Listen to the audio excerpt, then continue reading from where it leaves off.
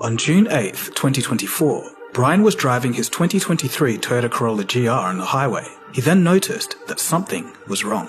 Smoke started pouring into the interior. Brian pulled over to take a look and see what was going on. And before he knew it, the front end of the car was completely in flames. Some of the damage was covered by insurance, but the remaining cost was to be covered in a warranty claim by Toyota. After all, the car was only 1 year old and just caught fire for no apparent reason. But to his horror, Toyota denies his claim. Why? According to their reply, his car had sent data packets to headquarters indicating that he'd driven in excess of 85 miles per hour at some point during his ownership. Among other excuses, they concluded that they couldn't provide any assistance due to his irresponsible driving. This was despite the fire having nothing to do with how fast he'd driven the car at a completely separate time. For context, the GR Corolla is a rally car which can do 0 to 60 miles an hour in under 5 seconds. This scenario sounds like a comic relief B-plot in a dystopian sci-fi movie, but this is very real and is happening today. In 2023, there was a review of the privacy standards of 25 major car brands by the Mozilla Foundation. The results were a complete disaster. 25 out of 25 brands failed to meet consumer privacy standards.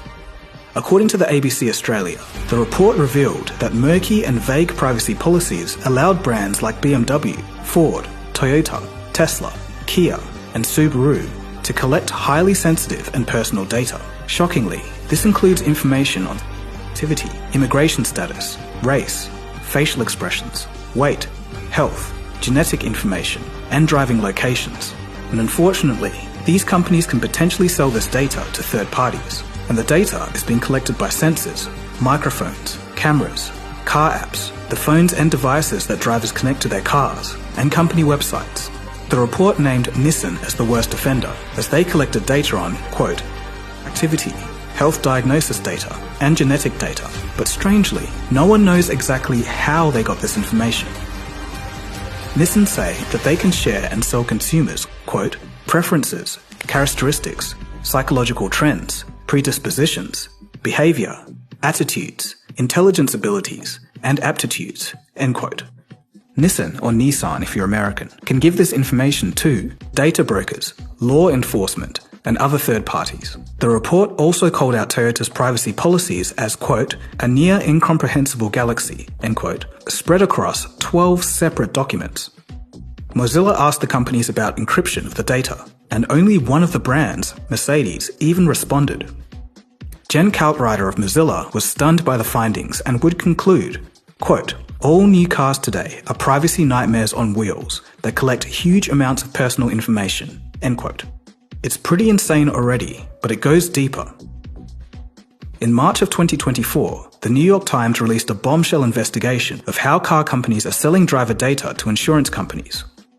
Data such as where they're driving, how fast they're going, how hard they accelerate and step on the brakes, pretty much everything. The companies involved include General Motors or GM, Honda, Mitsubishi, Kia, Ford, Hyundai, and Subaru, all to varying degrees as you'll soon see.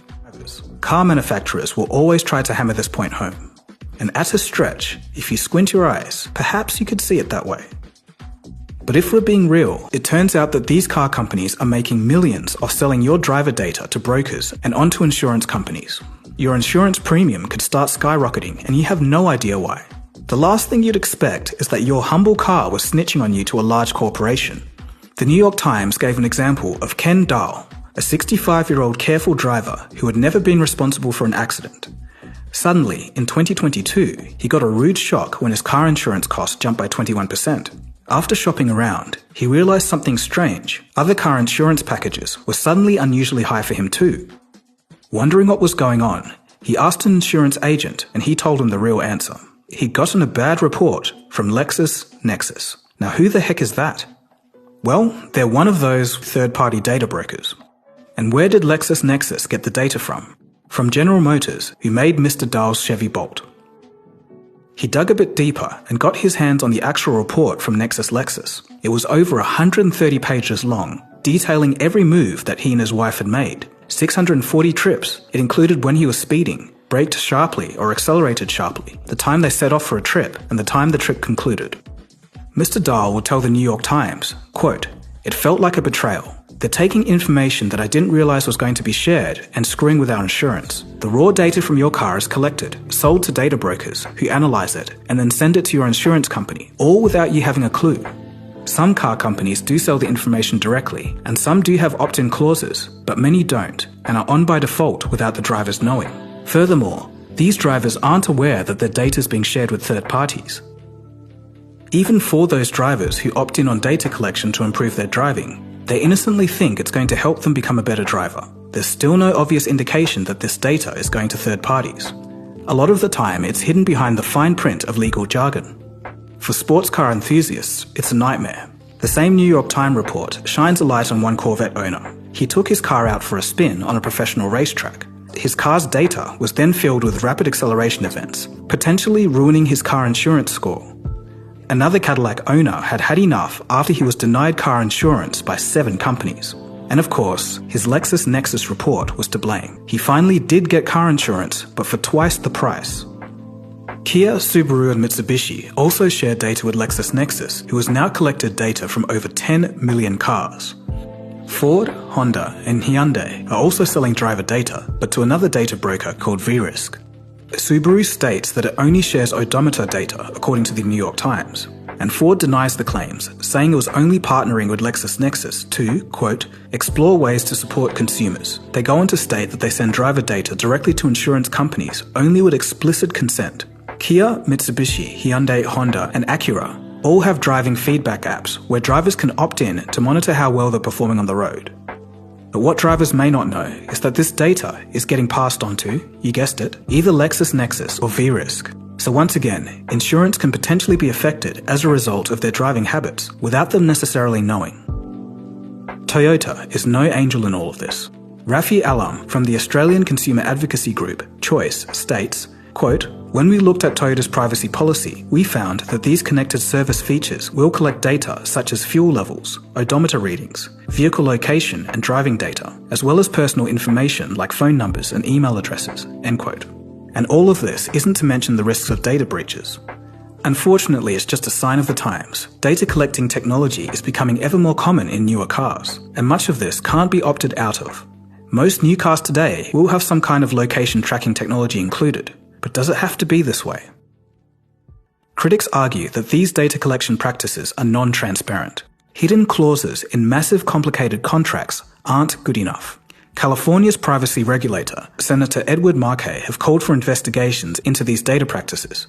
He questions whether this violates consumer protection laws. Overall, the intersection of connected car technology and insurance rates poses important questions about transparency and consumer rights. Our cars can't just be spying on us without our knowledge.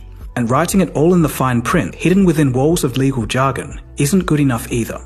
It should be clear that there's a need for more robust consumer protections to ensure that drivers are fully aware of what data is being collected, how that data is being used, and how it can impact insurance costs. To be fair, driver data can be used for good things, such as faster emergency response times and predictive maintenance. But the potential for abuse is massive. We need to stop and think, do these benefits outweigh the risks? When it comes down to it, we've been driving cars that have been offline for over a century with very little issue. As a society, we're only just beginning to grapple with how important our personal data is. The fact that data harvesting has made its way into the auto industry should be enough to give anyone pause. I think it's about time we started giving control back to consumers.